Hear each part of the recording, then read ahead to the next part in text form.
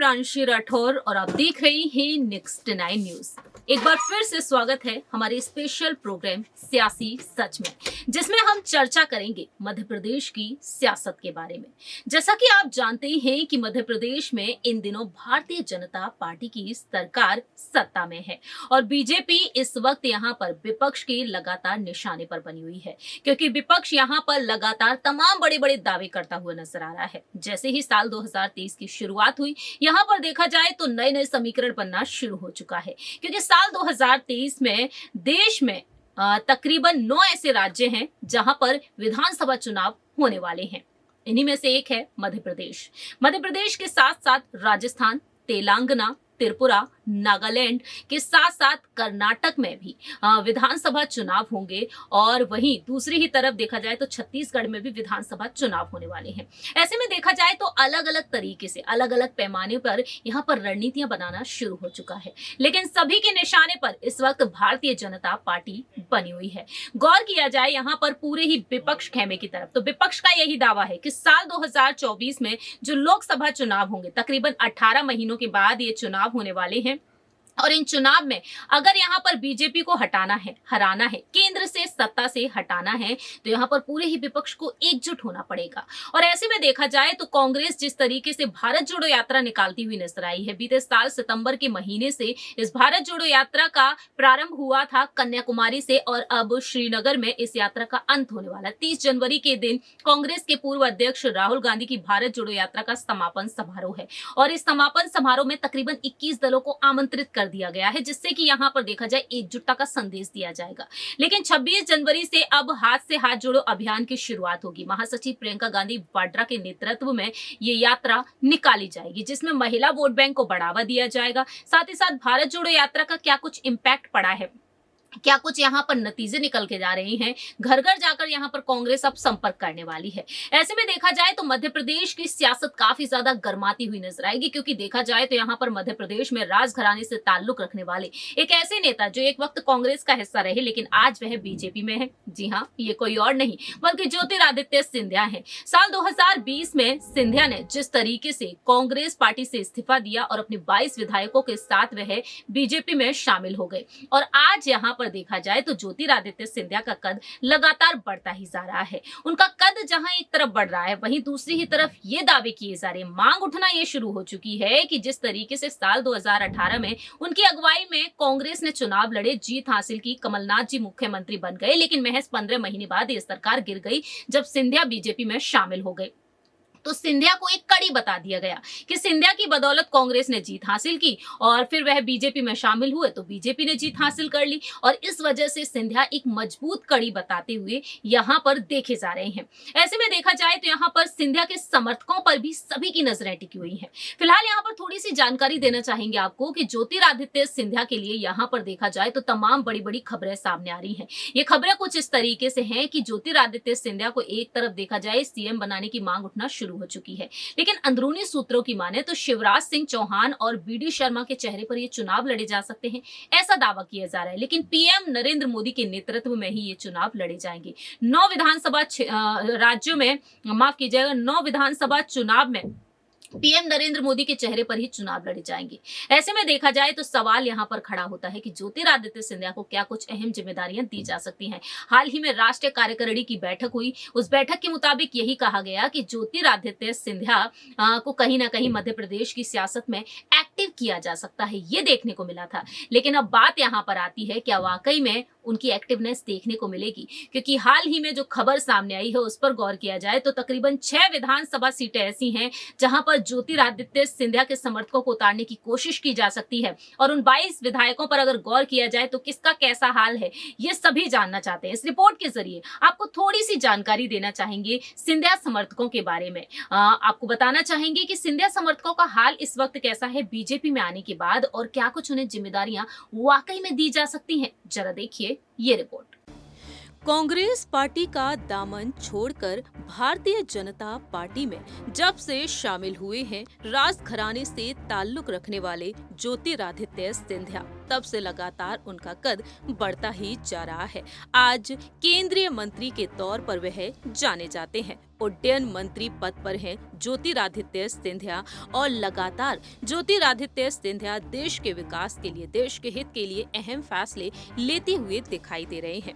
मालूम हो कि साल 2020 में जब उन्होंने कांग्रेस से इस्तीफा दिया, उनके साथ 22 विधायक भी बीजेपी में शामिल हो गए। अब सवाल खड़े होते हैं कि इन 22 विधायकों का क्या कुछ हाल है। यहाँ पर कुछ पॉइंट्स आपको बताना चाहेंगे, लेकिन सबसे पहले आपको बता दें एक बड़ी खबर के बारे में। बड़ी खबर यही रही आज की कि विधानसभा चुनाव के लिए उल्टी गिनती शुरू होने के साथ साथ 6 विधानसभा सीटों पर टिकट को लेकर सिंधिया और बीजेपी के बीच कहीं न कहीं टकराव देखने को मिल सकता है। दरअसल आपको बता दें कि ज्योतिरादित्य सिंधिया अपने विधायक, अपने समर्थकों को आगे रखने की यहाँ पर तमाम प्रयास करते हुए नजर आ सकते हैं। चुनाव को भले ही अभी कुछ महीनों का वक्त बचा हो, लेकिन 6 विधानसभा सीटों पर मध्य प्रदेश की बीजेपी और कांग्रेस के नेताओं की निगाह बनी हुई है, जैसे कि डबरा, दिखनी, ग्वालियर पूर्व, गोहद, करेरा, मुरैना की सीट।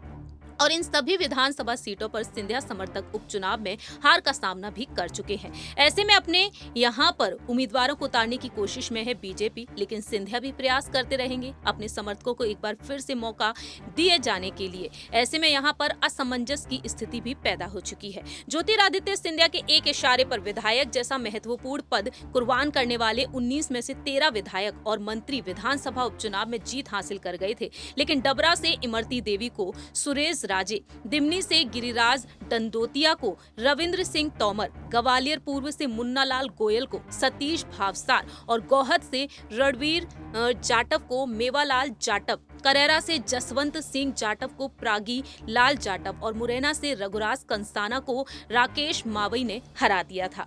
अब इन सीटों पर यहाँ पर बीजेपी की तरफ से उम्मीदवारी के तौर पर क्या सिंधिया के समर्थकों को उतारा जाएगा, ये बेहद बड़ा अहम सवाल बनता है।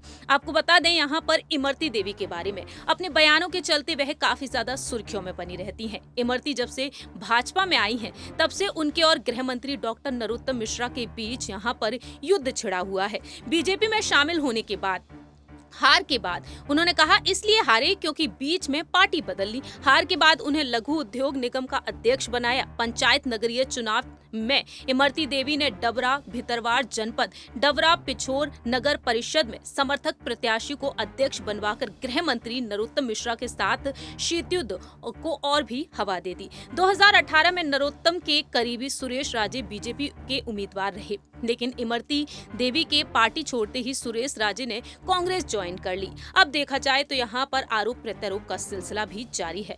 बात अगर की जाए हरदीप सिंह डंग के बारे में, यहाँ पर मध्य प्रदेश में देखा जाए तो इस्तीफा देने की जिस तरीके से लाइन लगी हुई है, तो वहीं वर्तमान समय में हरदीप सिंह नवीन एवं नवीनीकरण ऊर्जा मंत्री हैं। कांग्रेस में वह विधायक रहे। कमलनाथ सरकार से यहाँ पर उपेक्षा रखते हुए उन्होंने आरोप भी लगाए, लेकिन हरदीप सिंह डंग के सामने चुनाव लड़ चुके बीजेपी के पूर्व विधायक राधेश्याम पाटीदार के रिश्ते भी अच्छे नहीं हैं।